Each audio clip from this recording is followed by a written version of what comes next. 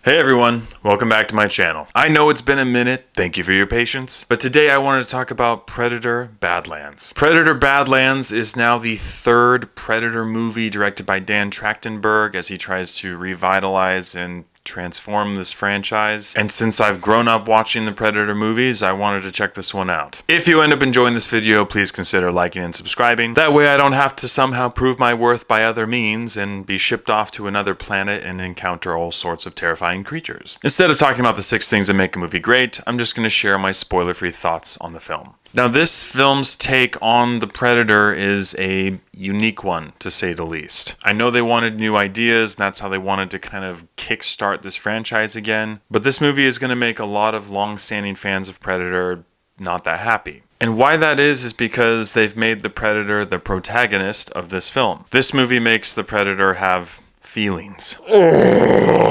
And if that's enough for you to be like, I'm not going to watch this movie, I'm not going to buy into this new franchise, then you can click off this video and watch a different one. But for me, I have to be fair, I have to assess the film regardless of that and determine whether it's worth it for you guys to watch. This movie follows the main character of Deck, who is the runt of his clan. He's training with his brother, who's much more formidable than him, when one day their father comes in and says, "Eldest son, kill Deck." Instead of doing that, he kicks Deck into a spaceship, and then the father kills Deck's older brother. Deck decides that he is going to go to an enemy planet, take down this horrifying creature, bring it back as a trophy, and prove to his father why he should be part of the clan. Along the way, he encounters several people who follow along his trail with him, including android Elle Fanning, and another small but very cute and marketable Disney creature. And we basically follow along this journey as Deck tries to prove to himself and to his father that he is strong enough to be a part of this tribe. After I got over the initial shock of them making a Predator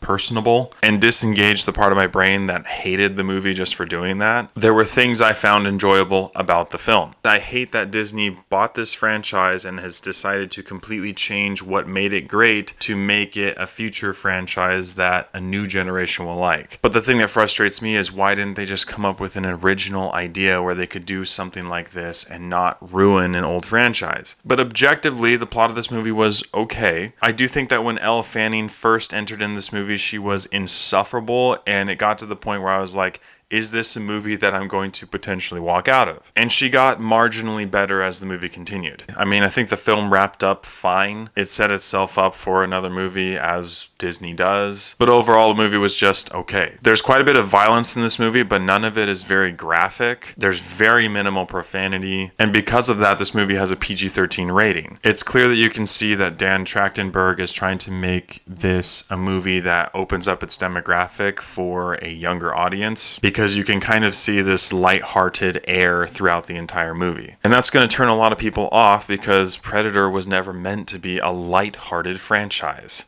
Needless to say, I'm very conflicted about this movie and the direction that they're going with this franchise that they've purchased and now hijacked. And despite that, after watching this almost 2-hour-long film, I found that there were things about it that I enjoyed. And because of that, I'm going to give Predator Badlands a 6 out of 10. Now, bear in mind, I think that is a little bit generous of a score, and even though it feels like a betrayal of myself and my childhood, I didn't walk away absolutely hating the movie. Conflicted, but not hating it. I see what they're doing, I understand it, I just wish they would have made something original instead of doing what they're doing. So with all that in mind, if you're a traditional enjoyer of the Predator franchise, I honestly don't know that you will enjoy this movie. You might, I don't know. If you're someone who's interested in stepping into this franchise and what it's become now, you may enjoy it. But honestly, I cannot recommend one way or the other that you go see this movie in theaters. It undoubtedly will be out on streaming platforms pretty soon, and then it might be worth checking out then. Thank you so much for watching. If you've seen Predator Badlands, please let me know what you thought about it in the comments below. How do you feel about the franchise and how it's shifting and what it's becoming? As always, I appreciate your love and support, and I'll catch you guys and gals